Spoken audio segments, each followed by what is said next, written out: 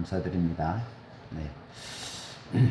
오늘 이 시간 우리에게 주시는 하나님의 말씀은 열왕기하 5장 20절로 27절까지의 말씀입니다. 열왕기하 5장 20절로 27절 말씀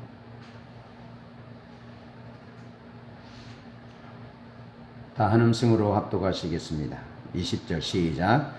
하나님의 사람 엘리사의 사환 게하시가 스스로 이르되 내 주인이 이 아람 사람 나아만에게 면하여 주고 그가 가지고 온 것을 그의 손에서 받지 아니하였도다.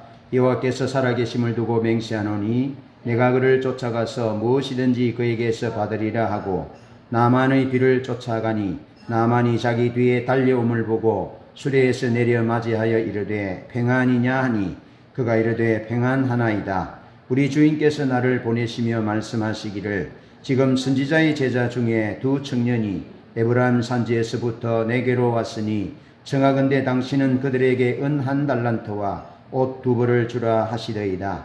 나만이 이르되 바라건대 2달란트를 받으라 하고 그를 강권하여 은 2달란트를 두 전대에 넣어 매고 옷 2벌을 아울러 두 사원에게 주우매 그들이 게하시 앞에서 지고 가니라. 언덕에 이르러서는 게하시가 그 물건을 두 사환의 손에서 받아 집에 감추고 그들을 보내 가게 한 후 들어가 그의 주인 앞에 서니 엘리사가 이르되 게하시야 내가 어디서 오느냐 하니 대답하되 당신의 종이 아무데도 가지 아니하였나이다 하니라. 엘리사가 이르되 한 사람이 수레에서 내려 너를 맞이할 때에 내 마음이 함께 가지 아니하였느냐. 지금이 어찌 은을 받으며 옷을 받으며 감람원이나 포도원이나 양이나 소나 남종이나 여종을 받을 때이냐. 그러므로 나아만의 나병이 내게 들어 내 자손에게 미쳐 영원토록 이르리라 하니 게하시가 그 앞에서 물러나오매 나병이 발하여 눈같이 되었더라. 아멘. 우리 신우 집사님이 별세하신 후에 우리 교우들은 좀 많이 혼란스러워 했습니다. 그래서 저에게 도대체 우리에게 일어난 이 일이 무슨 일이냐 하고 많이 물어보고 또 힘들어 했습니다. 왜냐하면 꼭 살아날 것 같았거든. 물론 첫 번째 보여주신 하나님의 그림은 생명을 데리고 가시는 그림이었습니다. 그런데 우리가 거기에 물러서지 않고 계속 하나님께 쫄랐습니다. 그랬더니 하나님이 긍정적인 환상으로 싹 바꾸시고 또 시간이 좀 지나면서 또 부정적인 환상으로 또 싹 덮으시고 또 금식하고 철회하고 또 부러지면 또 긍정적인 그림으로 환상으로 싹 덮으시고 그렇게 하시는 가운데 우리는 집중하여 하나님의 얼굴을 구했습니다. 하나님을 구했습니다. 하나님을 찾았습니다.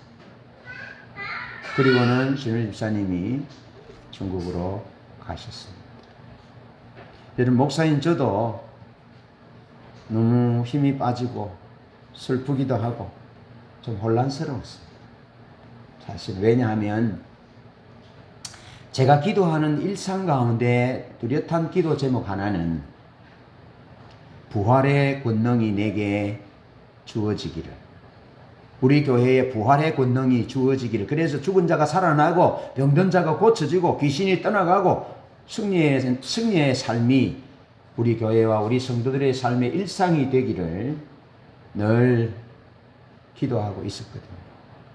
그런데 신우 집사님이 우리가 기대하는 바와는 다르게 하나님의 부름을 받아서 중국으로 가셨습니다. 그래서 좀 혼란스러웠습니다. 어떻게 기도해야 된단 말인가 앞으로? 어떻게 교인들을 지도해야 된단 말인가 하고 고민하고 기도할 때 하나님께서 제 마음 가운데 이런 하나의 감동을 주셨습니다. 그것은 친밀함에 대한 감동이었습니다. 친밀함이 없는 상태에 부어지는 능력, 권세는 오히려 우리를 해하게 되는 재앙의 요소가 될 수 있다라고 감동하셨습니다. 공관복음 기자들은 예수님이 하나님의 아들이시고 권세와 능력으로 하나님 나라 사역을 감당했다라고 말씀합니다. 그러면서 누가복음 기자는 덧붙이기를 하나님의 아들이신 예수 그리스도 그분이 권세와 능력으로 하나님 나라 사역을 감당할 때 기도와 성령으로 감당했다. 기도와 성령으로. 자, 그러면서 요한복음 저자는 예수님의 사역이 예수님이 하나님의 아들 그리스도이심이 분명하고 그러면서 예수님의 사역이 권세와 능력으로 하나님 나라를 감당하는 사역, 기도와 성령의 능력으로 하나님 나라 사역을 감당하셨지만 예수님의 사역의 성격과 사역의 비전과 사역의 방향은 친밀함이었다. 친밀함. 그 권세와 능력도 성령의 역사도 죽은 자를 살리고 오병이의 기적을 행함과 또 귀신을 쫓아내는 그런 수많은 능력들도 어디서부터 오느냐? 하나님과의 친밀한 관계 가운데서 왔다. 그래서 예수를 따르는 자들은 예수의 제자들은 예수와 더불어 하나님의 나라 사역을 감당하고자 하는 자들은 하나님과의 친밀함이 관건이다. 하나님과의 친밀함이 생명이고 하나님과의 친밀함 가운데 하나님 그분을 사랑하고 하나님의 백성들을 사랑하는 것이 핵심임을 말씀해 주고 있습니다. 오늘은 자칫 오해하기 쉬운 은사와 능력을 구하는 삶과 사역에서 친밀함이 그 핵심이며 친밀함이 은사와 능력의 길임을 말씀을 나누겠습니다. 먼저 엘리사에게 임한 능력과 목적과 방법에 주의해 보시기 바랍니다. 여러분, 엘리사는 큰 능력을 받은 사람입니다. 그런데 엘리사에게 능력이 임하는 과정, 방법을 우리가 주의 깊게 살펴볼 필요가 있습니다. 열왕기하 2장 9절에 보면 하나님이 엘리사의 스승 엘리야를 회리바람으로 하나님 나라로 올리시려고 계획하셨습니다. 하나님이 불말과 불병거들을 보내시고 회리바람, 토네이도 같은 토네이도가 여러분 뉴스에 보면 토네이도가 막 이렇게 일면 토네이도 속으로 컨테이너나 큰 차량이나 트레일러나 이런 것들이 들어가도 다 올라가잖아요. 그런 것들을 생각해 볼 수 있습니다. 하나님이 불말과 불병거들을 보내시고 불수레를 보내시고 하나님의 종 엘리사를 하늘로 올려오시기 전 엘리야의 종 엘리사는 갑절의 영감을 구합니다. 내가 너에게 무엇을 해주면 되겠느냐라고 그 스승 엘리야가 엘리사에게 물을 때 엘리사는 그 스승에게 다른 것을 구하지 않고 갑절의 영감을 구합니다. 스승님께 있는 그 영감, 그 능력, 하늘에서 불을 내리는 능력, 하늘의 우로가 그치게 만드는 그 능력, 기도하면 하나님이 들으시고 능력으로 임하시는 그 능력이, 영감이 내게 갑절이 있기를 원합니다. 그렇게 열왕기하 2장 9절에서 구했어요. 그랬을 때 엘리사의 스승 엘리야는 네가 내게 어려운 것을 구하는구나. 그렇게 말합니다. 그러면서 10절에서 갑절의 영감을 네가 받으려면 나를 너에게서 취하시는 것을 하나님이 나를 너로부터 들어 올려서 하나님의 나라로 하늘로 들어 올려오시는 것을 보면 갑절의 영감이 너에게 임할 것이다 라고 말해줍니다. 하나님의 행하심을 보면 갑절의 영감이 임하는 그 방법은 하나님을 주목하여 보는 겁니다. 하나님의 행하심을 보는 것입니다. 하나님이 살아계신 분이고 역사를 주관하시는 분이고 하나님이 이 세상 자연 질서들을 초월하시는 초자연적인 하나님이심을 네가 보면 이 일이 내게 있을 것이다. 그렇게 말해줍니다. 하나님께 네 초점을 흐리지 않으면, 네 중심이 하나님께서 흐려지지 않으면, 네가 하나님께서 이 일을 하는 것을 네가 보면 네게 갑절의 영감이 부어질 것이다 라고 말합니다. 여러분, 이건 굉장히 중요한 일입니다. 단순히 하나의 사건, 엘리야가 불말과 불병거에서 올라가는 것을 보는 단순히 어떤 한 사건을 보는 것이 아니라 그 눈이 하나님께 집중되어 있을 때, 하나님께 집중되어 있을 때, 그럴 때에 네게 갑절의 영감이 임할 것이다. 그렇게 말합니다. 그러면서 네가 끝까지 내 종의 자리에 있으면 이 일이 일어날 것이다. 여러분, 사실 엘리사는 길갈과 베델과 여리고와 요단 끝까지 그 스승을 따라가거든요. 끝까지. 그 스승이 하나님이 나를 내게서 취할 것이다, 너는 여기 머물러라 할 때도 엘리사는 그 스승 엘리야를 끝까지 따라갑니다. 끝까지 친밀함으로 붙잡습니다. 끝까지 스승이 가는 곳에 내가 가겠습니다. 마치 룻이 그 어머니 나오미에게 말하듯이 어머니가 가는 곳에 나도 가고, 어머니의 백성이 내 백성이 되고, 어머니 하나님이 나의 하나님이 되고, 어머니가 죽으시는 곳에 나도 죽겠습니다 라고 고백했던 것처럼 끝까지 친밀한 가운데 그 스승을 붙잡고 있습니다. 네가 끝까지 내 종으로 남아 있으면, 이런 뜻입니다. 끝까지 네가 하나님과의 친밀한 가운데 있으면, 끝까지 네가 나와의 친밀한 가운데 있으면 갑절의 영감이 내게 부어질 것이다. 그렇게 말씀하고 있습니다. 여러분, 예리한 칼을 사용하지 못하는 어린 아이에게 그 면도를 한다든지 요리를 한다든지 그 아이에게 그 예리한 칼을 주면 어떤 일이 일어나겠습니까?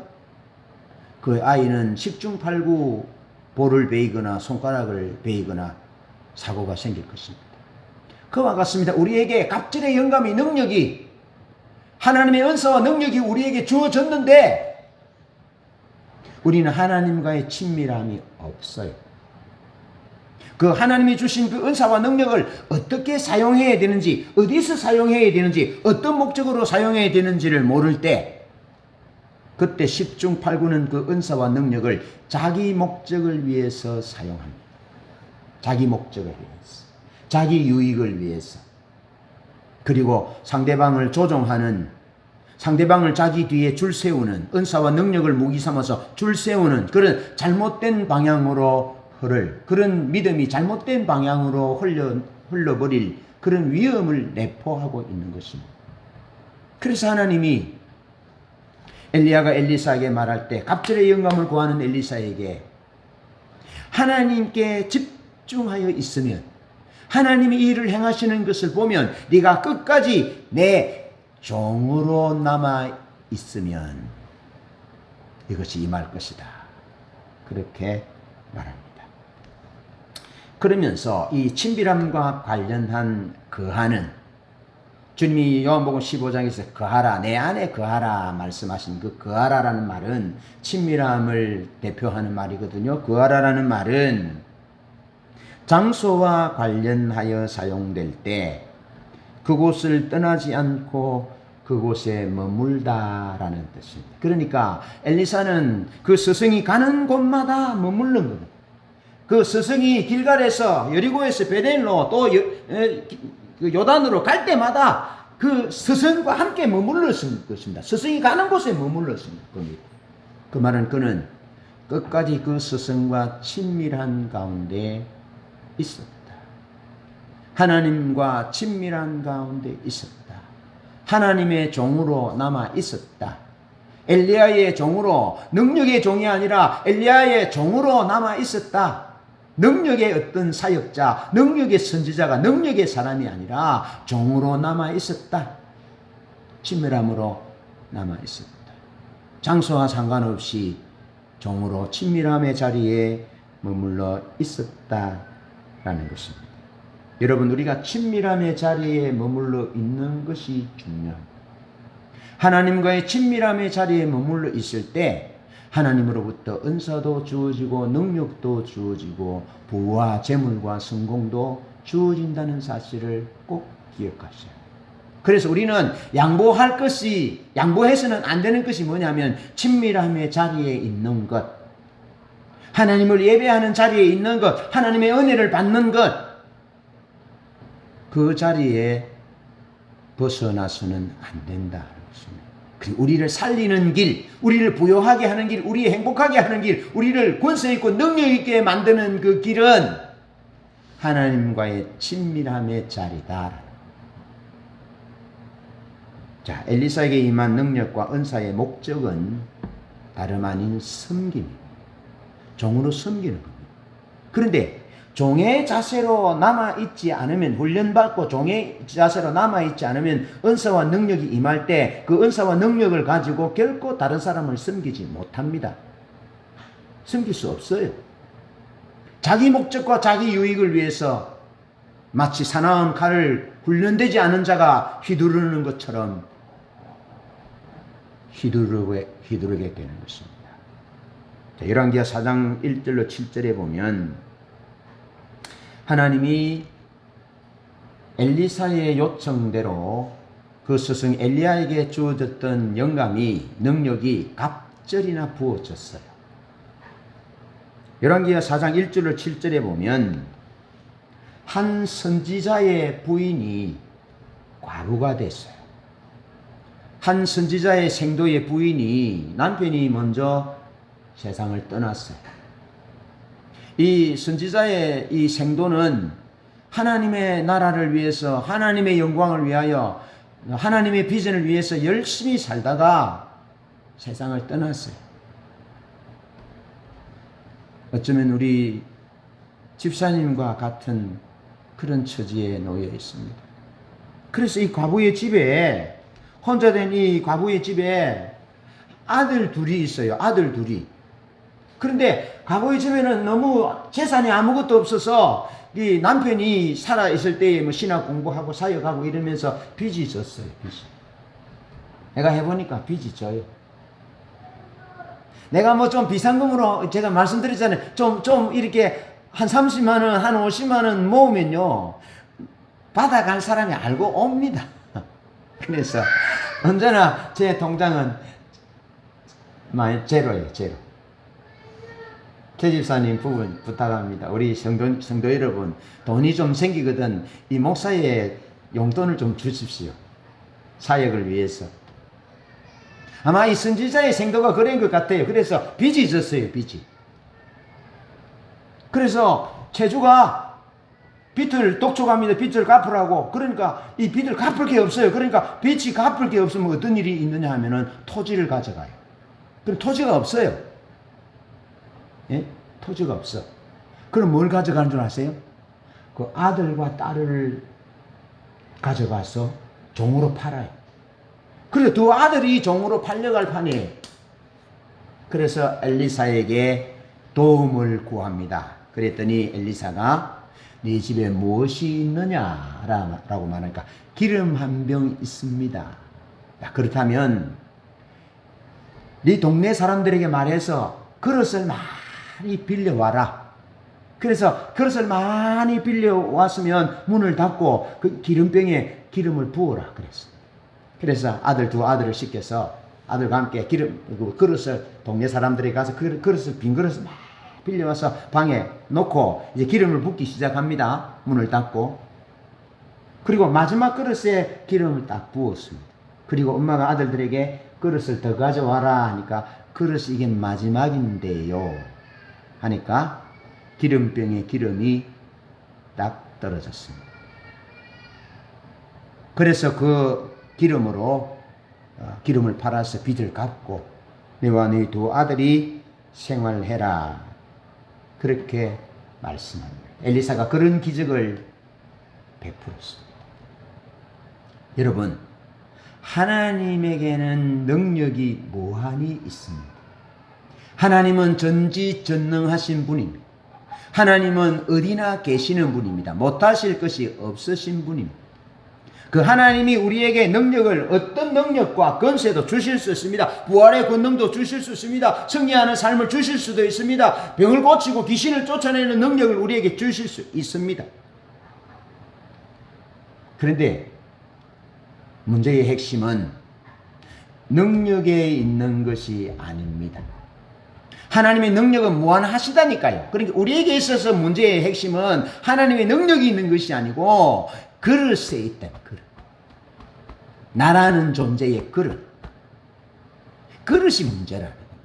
그릇이 이제 이 마지막 그릇인데요. 그릇이 다니까 기름이 떨어졌어요. 그릇이 문제입니다. 우리가 하나님께는 능력이 무한한데, 권세와 능력이 무한한데, 부활의 권능이 하나님께 있는데 우리에게 주실 수 있는데 우리 존재의 그릇이 하나님과의 친밀함에서 벗어난 그릇이라면 그 권세와 은사와 능력은 해로운 것이 된다. 위험한 것이 될 수 있다라는 것. 그래서 은사와 능력, 권세와 능력보다 더 소중하고 더 첫째 되어야 될 요소는, 더 그 기본적인 그릇은 친밀함이라는 것. 하나님과의 친밀함. 하나님과의 친밀함 가운데 있으면 권세와 능력이, 은사가, 부활의 권능이 하나님의 목적을 위해서 섬기는 모습으로 쓰여질 수 있다.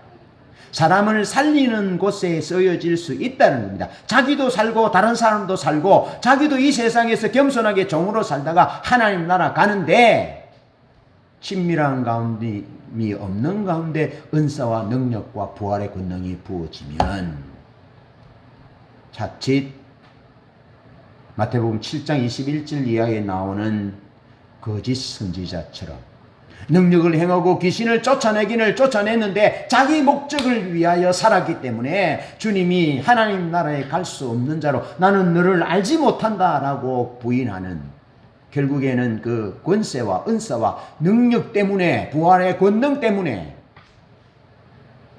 하나님의 나라를 상실하는 그런 자리에 놓여날 수 있음을 성경은 우리에게 말해주고 있습니다. 열왕기하 4장 41절로 44절에 보면 한 여인이 한 사람이 바알 살리사에서부터 보리떡 20개와 채소를 엘리사에게 드립니다. 그랬더니 엘리사가 자기에게 준 음식 떡 20개로 하나님께 기도하여 100명의 무리를 먹이게 됩니다. 자, 주님께서 마태복음 14장, 마가복음 6장, 누가복음 9장, 요한복음 6장에 보면 떡 5개와 물고기 2마리로 5,000명을 먹이는 사건이 나옵니다. 그런데 마태복음에 보면, 또 마가복음에 보면 예수님이 그 떡 5개와 물고기 2마리로 5,000명의 장정들을 먹이실 때 주님이 그들을 불쌍히 여기셨다라는 구절이 그 바로 앞 구절에 나옵니다. 목자 없는 양같이 불쌍히 여기셔서 자기에게 나오는 병자를 고치셨다 하시고, 그 다음에 이어서 바로 이 5,000명의 무리, 학자들은 한 2만 명을 먹였을 것이다, 그렇게 말합니다. 베세다 들녘에서 2만 명의 무리를 주님께서 그들을 목자 없는 양같이 불쌍히 여기셔서 그들을 먹이십니다. 기적의 단초는, 기적의 비결은 불쌍히 여기는데 있습니다. 엘리사의 기적의 떡 20개를 가지고 100명의 사람들을 먹인 것은 자기에게 주어진 자기 몫을 가지고 그들을 먹입니다. 그런데 그때가 언제였느냐? 그때가 흉년이 든 때였다. 흉년이 들어서 먹고 살 것이 없는, 그 먹고 살 것이 없는 그런 상황과 조건 가운데서도 엘리사는 자기 것으로 주장하지 아니하고 하나님께 머물러 붙어 있었던 겁니다. 그 흉년이 든 그런 상황과 조건 가운데서도 그는 능력을 자랑하는 것이 아니라 하나님과의 친밀한 가운데 붙어 있으면서 하나님의 종이 되었고, 백성들을 불쌍히 여기셨던 주님처럼 하나님의 백성들을 불쌍히 여기심으로 섬길 때 그때 기적과 능력이 나타났다.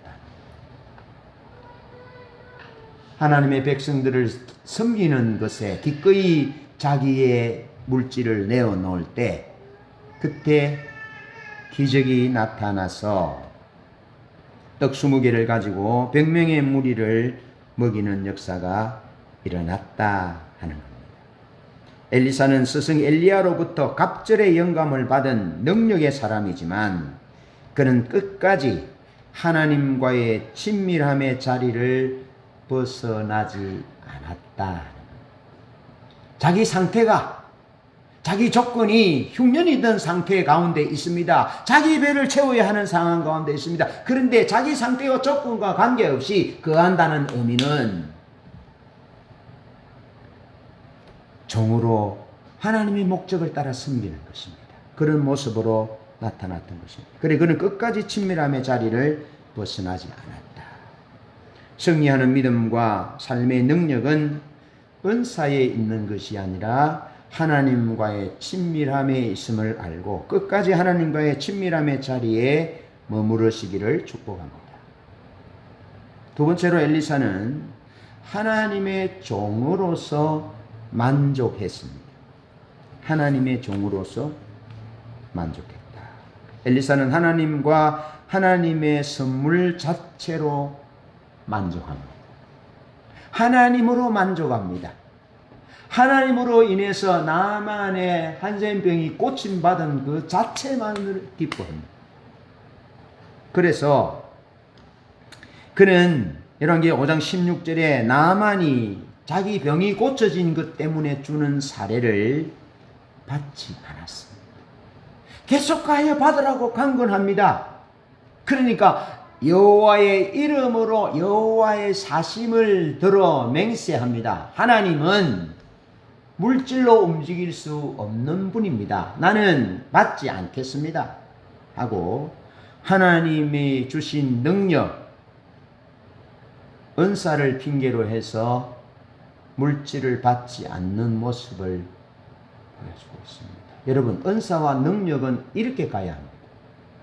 하나님이면 족한, 하나님이 하셨으면 하나님께만 영광 돌리는 것으로 족한 그런 자리로 가야지, 은사와 능력 기도해주고 은사와 능력이 나타났다고 해서 돈을 받는 그 시몬입니다. 시몬, 은사를 통해서 장사하는, 사도행전에 나오는 시몬이 돈을 들여서 성령의 은사와 능력을 살려고 하잖아요. 시몬이.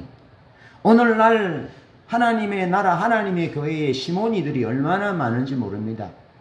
하나님과의 친밀함이 없는 놓친 상태 가운데서 은사와 능력이 임하면 이 사도행전에 나오는 시몬처럼 은사와 능력을, 성령을, 돈을 주고 살리고 시도하는 시몬이가 된다. 시몬. 그런데 엘리사는 하나님이 주신 능력, 선물을 핑계로 사례를 받지 않았다. 그는 여전히 하나님의 종으로만 만족합니다. 그러면서 열왕기하 4장 43절에 보면, 레위기 23장 또 신명기 26장에 보면 첫 소산, 농사의 첫 소산을 제사장에게 가지고 옵니다. 제사장에게 주는 몫을 엘리사에게도 줍니다. 그 엘리사의 자기에게 준 선물을 조금 전에도 말씀드렸듯이 배고픈 동료들에게 기꺼이 내어놓습니다. 나눕니다. 그러면서 기적과 섬김의 배후에 하나님이 계심을 겸손히 드러납니다. 떡 20개로 어떻게 100명을 먹이겠습니까? 라고 하니까, 사환이 그렇게 말하니까 엘리사가 여호와의 살아계심을 두고 맹세합니다. 하나님이 그렇게 하실 거다. 그렇게 말하면서 그 기적의 배후에 하나님이 계심을, 자기의 은사와 능력으로 이렇게 떡 20개를 가지고 100명을 먹이는 것이 아니고, 그래서 자기 뒤에 줄 세우는 것이 아니라, 은사와 능력의 사람이라고 우쭐대는 것이 아니라, 하나님이 그 기적의 배후에 하나님이 계심을 보여주고 있습니다. 오병이어의 기적으로 5,000명을 20,000명을 먹인 후에 예수님이 우쭐하지 아니하고 내가 곧 생명의 떡이다, 내게로 오라, 나를 먹으라, 나를 믿으라, 그러며 영생을 얻을 것이라 라고 주님께서 말씀하신 것과 같습니다. 하나님만 높이고 있는 것입니다. 여전히 자기는 하나님의 종으로 만족하고 있는 것입니다. 그런 모습을 우리에게 보여주고 있습니다. 여러분, 지난 월요일에 공부하면서 우리가 하나님의 구원을 받았다면, 과거에 예수 믿을 때 칭이 거룩하다 칭함을 받았다면, 현재 우리가 구원 가운데 있어야 하고 미래에 우리의 구원이 완성될 것이다 라고 강의했을 때, 거기 강의를 듣는 14명의 사람들이 이해를 잘 못했어요. 현재 우리가 구원 가운데 있어야 된다라는 말에 대해서 이해를 잘 못했어요. 이 말은 이렇게 설명할 수 있습니다. 현재 우리가 구원 가운데 있다라는 말은, 현재 우리가 성령님의 통치 아래 있다라는 겁니다. 성령님의 통치 아래.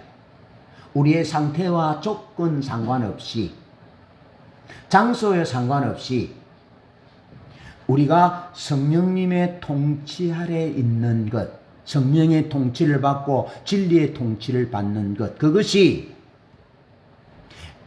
현재 구원 가운데 있다라는 것. 다시 말하면 친밀한 가운데 있다라는 말은 무슨 말인가요? 그것은 지금 현재 내가 성령의 통치 아래 있는 것, 하나님 성령이 말씀하시는 진리의 통치 아래 있는 것,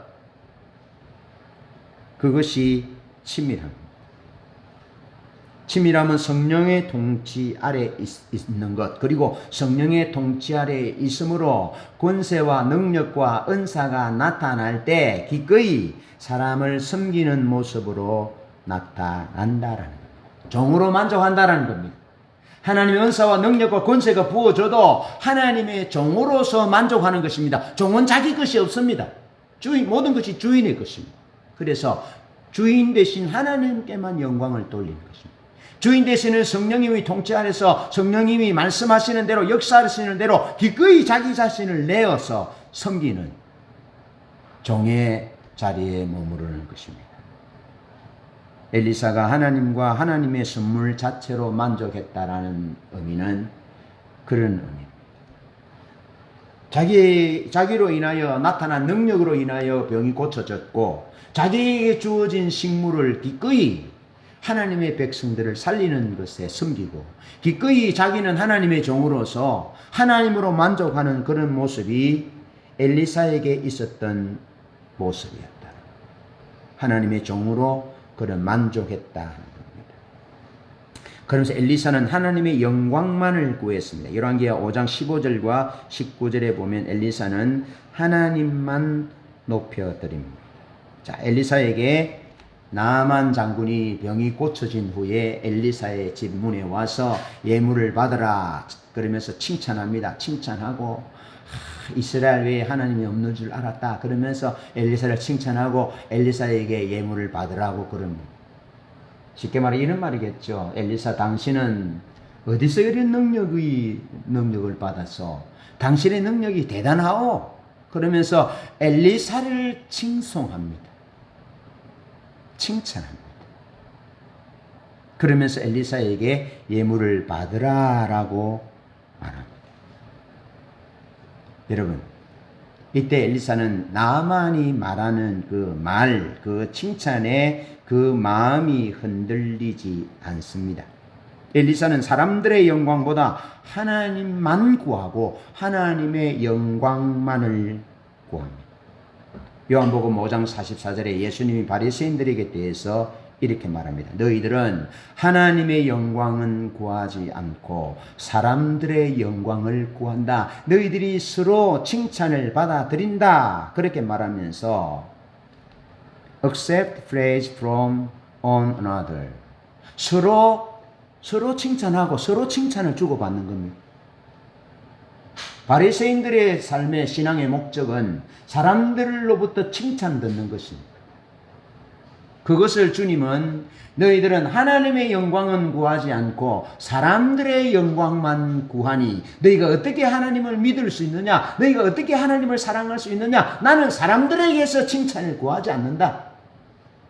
나는 사람들로부터 영광을 구하지 않는다. 너는 오직 하나님의 칭찬만 구한다. 나는 하나님의 영광만 구한다. 라고 주님이 바리새인들에게 말씀하셨습니다. 엘리사가 그랬던 것입니다. 여러분, 바리새인들이 무엇 때문에 신앙생활하고 무엇 때문에 살았다고요? 사람들의 입으로 말하는 칭찬, 당신 기도 잘하시는군요. 당신이 성경 참 설교 잘하시는군요. 당신이 참 믿음대로 사는 것 같군요 하는 이 사람들의 입에 발린 이 칭찬, 이것이 바리새인들이 구하는 영광이었다. 여러분, 왜 연예인들이 마약을 하고 스포츠 스타들이 왜 마약을 하고 그렇게 할까요? 그 사람들의 칭찬, 박수 치는 것에 익숙해가지고 혼자 집에 있으면 그 운동장에서 골을 넣고 박수를 치면서 자기를 환호하는 그런 소리를 듣다가 집에 와서 조용하게 있으면 너무 외롭다는 거예요. 너무 외롭다는 거예요. 그래서 마약을 한다든지 목숨을 극단적인 선택을 한다는 겁니다. 여러분, 한번 보십시오. 여러분, 제가 늘 느끼는 것 중에 하나는 가수, 탤런트, 인기 있는 스포츠 스타 보십시오. 그때뿐입니다. 잠깐 하고 지나갑니다. 사람들은 그 영광을 구하면서 삽니다. 그것이 마치 전부인 것처럼 잠깐 지나갑니다. 그래서 예수님은 사람에게서 영광을 구하지 아니했다. 사람들의 칭찬을 구하지 아니했다. 주님은 사람들이 어떤 존재인지 아셨습니다. 그래서 그들의 칭찬을 구하지 아니했습니다. 그래서 하나님의 사람들은 하나님의 칭찬만 구했습니다. 사도 바울이 마지막에 구한 것이 무엇인 줄 아세요? 하나님의 나라 가서 받을 것이 무엇을 구하는 줄 아십니까? 사도 바울은 하나님의 칭찬 수고했다. 하나님의 칭찬만 구했다고요. 우리 주님이 구한 것이 하나님의 칭찬만 구했습니다. 오늘 본문의 엘리사도 하나님의 칭찬만 구합니다. 여러분 아람 나라의 제2인자 군대 장관 여러분 나만이 칭송합니다. 칭찬합니다. 박수를 치고 머리를 조아립니다. 그러면서 예물을 바칩니다. 그래도 거기에 영향받지 아니하고 그는 여전히 하나님의 종으로 하나님만 높이고 있는 것입니다. 할렐루야. 하나님만 높이고 하나님의 영광만 구하고 있는 것입니다. 여러분 우리 주님이 나는 사람의 영광을 구하지 않는다. 나는 사람에게서 영광을 구하지 않는다. 그러면서 나는 하나님의 영광만 구한다라면서 주님이 걸어가신 길이 바로 십자가의 길이었습니다.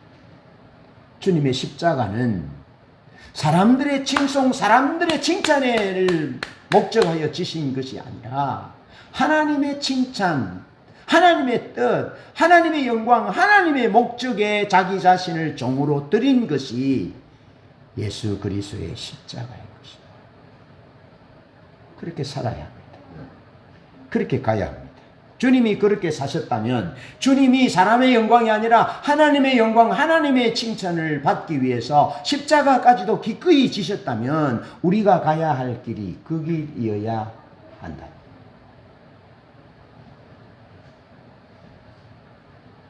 열왕기하 4장 43절에 보면 자기 음식 떡 20개로 10명의 무리를 섬겼는데 엘리사는 자기에게 임한 능력을 환난 중에 있는 하나님의 백성들을 섬기는, 그리고 그 기적의 배후에는 하나님이 계심을, 하나님이 기적의 주인공이고 주인이심을, 하나님만이 영광을 받으셔야 됨을 엘리사는 잊지 않고 놓치지 않고 있습니다. 엘리사는 능력 있는 하나님의 선지자였지만 그는 하나님의 종으로 빚어졌습니다. 하나님의 백성을 사랑하는 하나님의 종으로 만족합니다. 끝까지 엘리야의 손에 물을 붓던 종으로 남아있습니다. 열왕기하 2장 11절에 엘리사는 끝까지 엘리야의 손에 물을 붓는 종으로 남아있습니다. 여러분, 종으로 빚어지는 것 중요합니다. 그리고 끝까지 종으로 남는 것, 하나님의 종으로 남는 것, 친밀함의 종으로 남는 것, 사랑하는 종으로 남는 것이 우리 신앙의 열매여야 합니다. 우리 신앙의 결론이어야 합니다. 그러면서 마지막으로 친밀함이 생명입니다. 하나님과의 친밀함 가운데 있어야 합니다.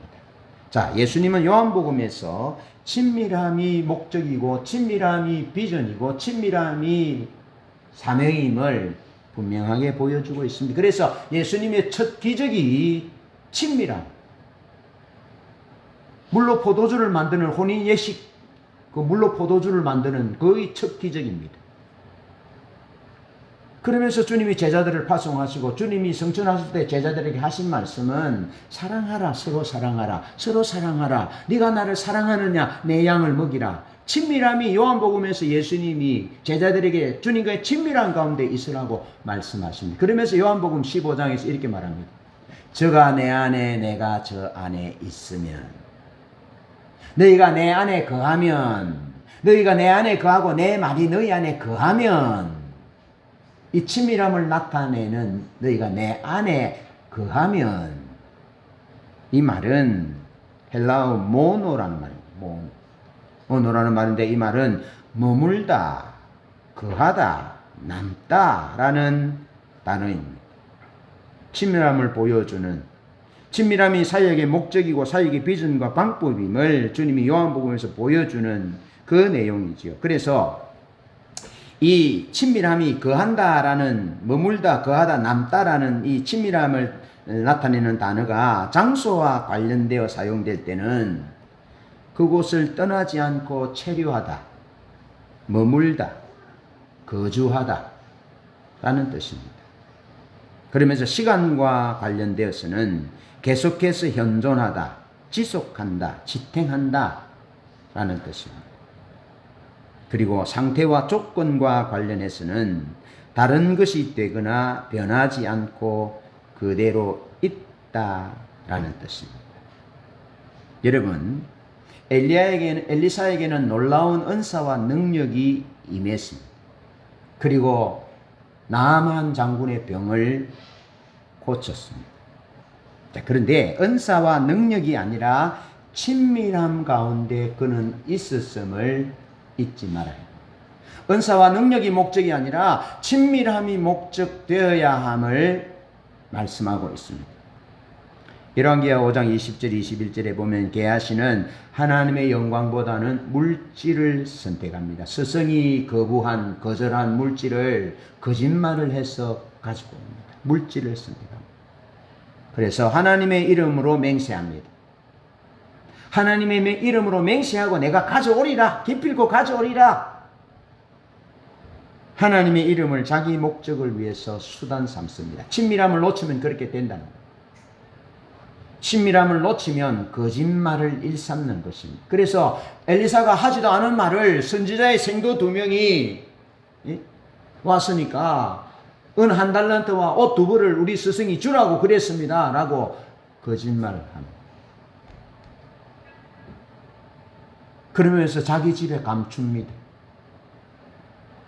그런데 열왕기하 5장 25절로 26절을 보면 엘리사는 끝까지 게하시를 친밀함으로 대합니다. 게하시가 거짓말했습니다. 게하시는 그 상태가 이제 거짓말한 상태입니다. 죄를 지은 상태입니다. 하나님의 종이 아닌 상태입니다. 조건이, 사랑할 만한 조건이 없는 존재입니다.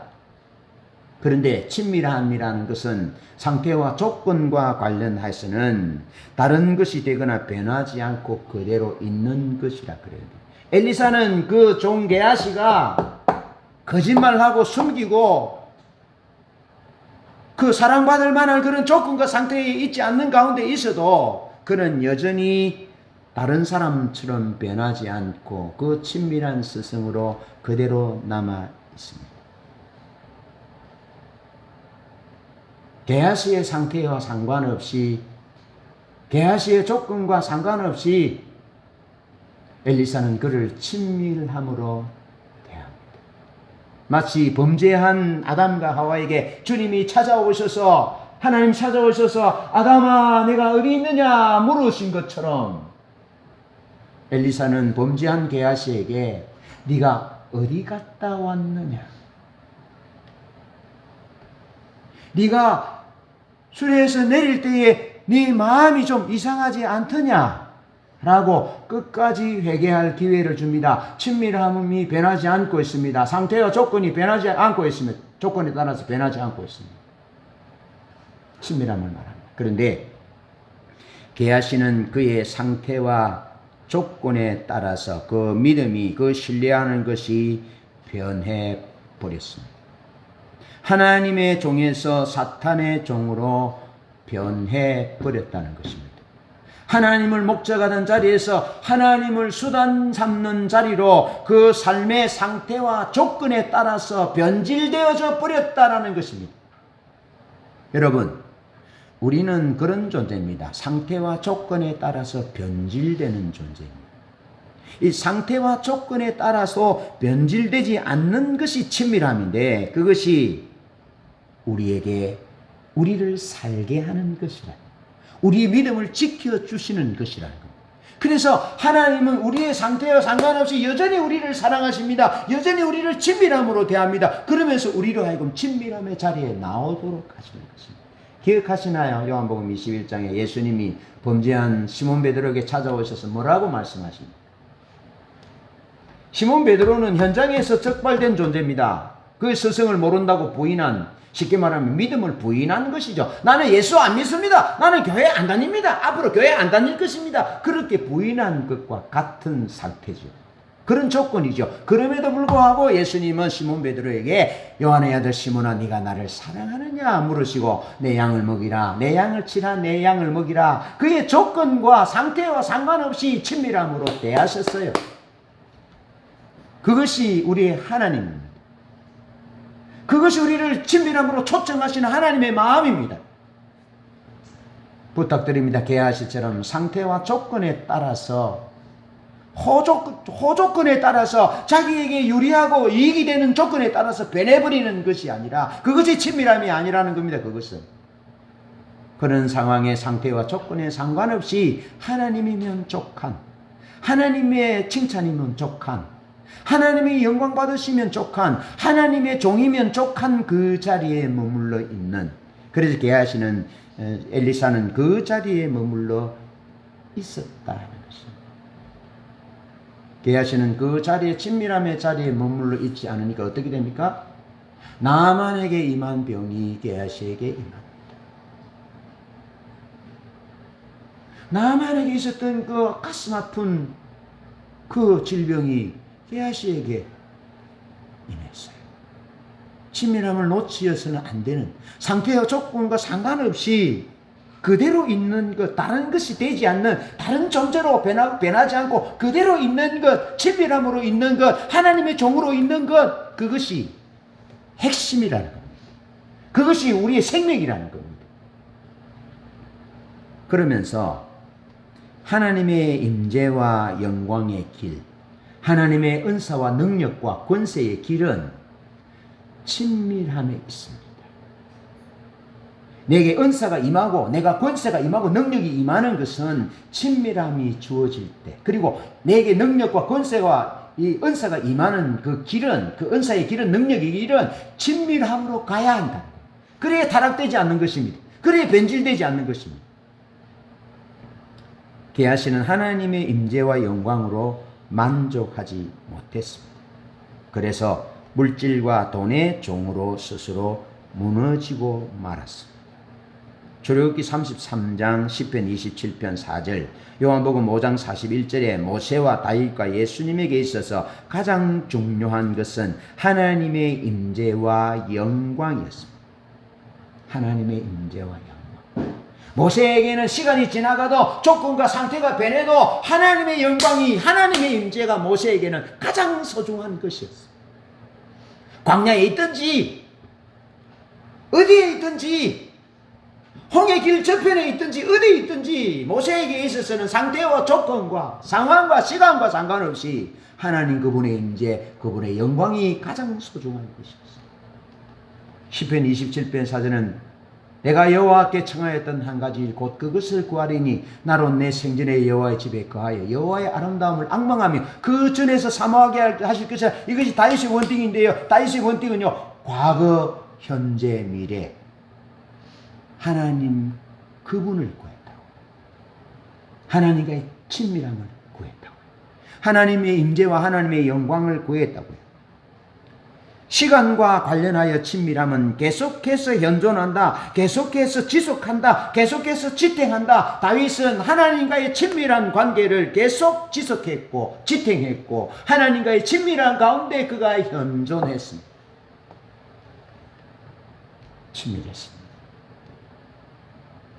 여러분, 우리는 누가 보지 않는 그런 장소, 친밀함을 놓칠 수 있습니다.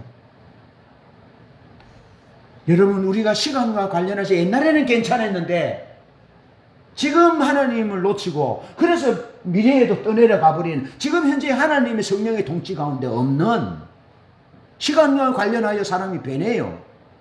그런데 친밀한 가운데 있으면 시간이 변해도 과거, 현재, 미래 다윗은 여전히 하나님 그분으로 만족하는 친밀한 가운데 있다고요. 우리 주님이 어떻게 하셨습니까? 우리 주님이 항상 하나님과의 친밀한 사역을 하든지 기도를 하든지 병자를 고치든지 죽은 자를 살리든지 언제나 예수 그리스도는 어제나 오늘이 영원토록 동일하신 분이라는 겁니다. 시간과 상관없이, 장소와 상관없이, 조건과 상관없이 예수 그리스도 그분은 하나님과의 친밀함을 생명으로 여겼다. 엘리사가 그랬던 것입니다. 모세가, 다윗이, 예수님이, 엘리사가 하나님과의 친밀함이, 하나님의 임재와 영광이 생명이었던 것처럼, 그래서 사실은 하나님의 임재, 하나님의 영광이 모세를 이끌었고 다윗을 이끌었고 예수님을 이끄셨어요. 그래서 능력 있게 하셨어요. 권세 있게 하셨어요. 그 위험한 광야를 건너오게 하셨어요. 목동을 왕을 삼으셨어요. 핵심이 친밀함에 있다니까요. 성공하기 원하십니까? 물론 성공이 목적이 되면 안 되겠지만 친밀한 가운데 있으면 하나님이 그를 성공시키십니다. 권세와 능력을 원하십니까? 그것이 목적이 되면 위험하다니까요. 친밀한 가운데 있으면 하나님이 그에게 권세와 능력을 부으시게 되어 있습니다. 권세와 능력이 친밀한 가운데 나타나게 되어 있습니다. 장소와 시간과 상태와 조건과 상관없이 하나님 친밀한 가운데. 엘리사는 그랬다니까요. 스승을 따를 때나 스승이 없을 때나 어떤 때나 언제나 그는 종으로 빚어졌고 엘리야의 손에 기름 물을 붓는 종으로 남아있고 여전히 백성을 섬기는 종으로 왕을 섬기고 이스라엘 왕을 섬기고 백성들을 섬기고 아람 군대를 사로잡힌 아람 군대도 죽이지 않고 먹일 것을 먹이고 물을 먹여서 그렇게 돌려보내는 그런 섬기는 하나님의 종으로 끝까지 남았다.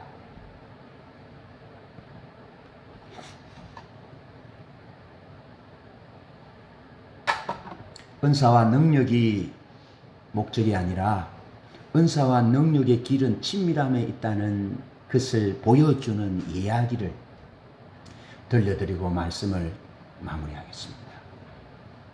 2주 전입니다. 2주 전에 친밀함을 추구하는 교회를 다녔던 한 분을 만났습니다. 은사와 능력을, 권세를, 그리고 외적인 것, 율법주의, 기복주의, 인본주의 체제 가운데 있던 그가 하나님의 친밀함, 오늘 말씀을 나눈 이 하나님의 친밀함을 목적하는 교회에 왔어요. 근데 그는 하나님의 친밀함을 목적하는 교회에 와서 신앙생활 하면서 늘 주일마다 눈물을 흘리면서 울었어요. 감격했어요. 그러다가 갑자기 교회를 옮겼다고 합니다. 갑자기 교회를 옮긴 이유는 사역 때문에 옮겼어요. 아마 짐작하기는 충분히 하나님 앞에 친밀함으로 물어보지 않고 아마 옮긴 것 같아요. 하나님이 목적이 아니라, 친밀함이 목적이 아니라 그 어떤 그 학비, 생활비, 그 물질적인 것이 목적이 돼서 아마 옮긴 것 같아요. 그래서 옮긴 교회에서 어떤 때는 50만 원을 받기도 하고 참 좋은 대우를 받았다고 그래요.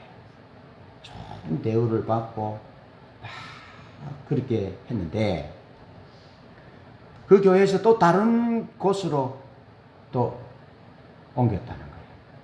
한 1년 만에.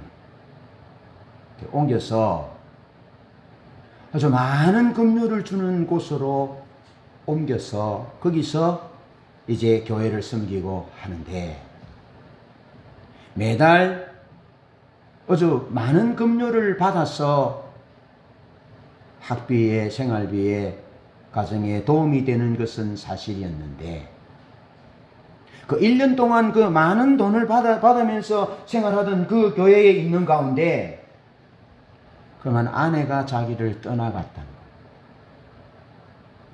그래서 자기의 의지와 상관없이 아내와 법적으로 헤어져야 하는 그러한 아픔을 경험했다라는 거예요.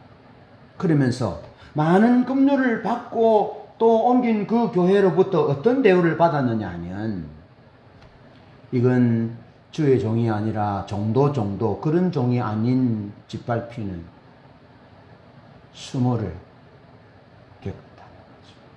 그래서 제가 그 얘기 해줬습니다. 제가 옛날에 미포조선소에 일할 때에 하나님이 나를 내가 한 2달 가까이 한 500만 원 가까이 카드 빚이 져서 일하러 갔는데 그때 하나님이 나를 얼마나 밟으시는지 내가 하나님 앞에 죽도록 밟혔다.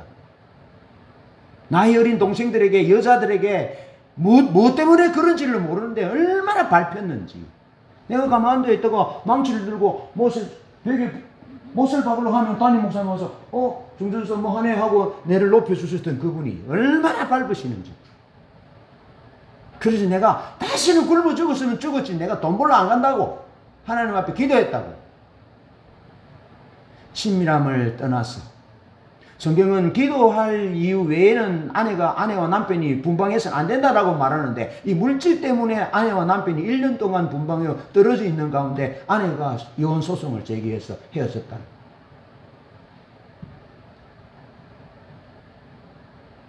그러면서 제가 물었어요. 길이 보이느냐? 문제 해결책은 있느냐? 그랬더니 길이 보이지 않는다. 어떻게 해야 될지 모르겠다. 그래서 제가 다시 물었습니다. 그럼 3년 전에 우리 교회에 나와서 주일마다 예배 드리면서 울었는데 왜 울었냐고. 뭐라 대답한 줄 아십니까? 모르겠다고. 예배당에 오면 눈물이 났다. 예배당에 오면 눈물이 나서 하나님의 임재가 눈물이 나서 견딜 수가 없었다 그러는 거예요. 그 하나님이 임재하시고 하나님의 영광이 이곳에 있기 때문에 눈물이 나는 거죠. 그런데 첫 번째 교회 옮긴 교회에서 어땠냐고 물으니까 한 50%좀 그랬다. 지금 어땠느냐 하니까 지금 냉랭하잖아.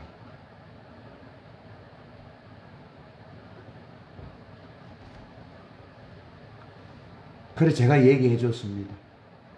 친밀함의 자리로 돌아가라고. 은사와 능력이 아니고 열매가 아니고 사역이 목적이 아니고 하나님과의 친밀함의 자리에 있는 것이 목적이다. 하나님과의 친밀함의 자리에 있으면 하나님 그분이 임재와 영광으로 덮으시고 은혜로 덮으셔서 굶어 죽지 않는다. 먹고 살게 해주신다. 행복하게 하신다. 우리가 알 수 없는 이유를 모르는 그런 기쁨이 희열이 감동과 감사가 눈물이 촉촉한 삶이 주어진다. 친밀함의 자리로 돌아오라. 양앙을 버리고 친밀함의 자리로 돌아오라고 제가 얘기를 했어요. 어떻게 될지는 모르겠습니다. 우리 신앙의 핵심은 은사도 아닙니다. 능력도 아닙니다. 하나님과의 친밀함입니다. 친밀한 가운데 하나님의 임재와 영광이 함께 하십니다. 친밀함이 있는 곳에 하나님의 임재와 영광이 함께 하십니다. 그러면 이유 없이 삶이 행복합니다. 가는 길이 즐겁습니다. 은혜가 함께 합니다. 사람들이 사랑스럽습니다. 유머가 있습니다. 싱글벙글합니다. 뭐 안 되는 것 같은데 뭐 뚜렷한 수입도 없는데 잘 삽니다.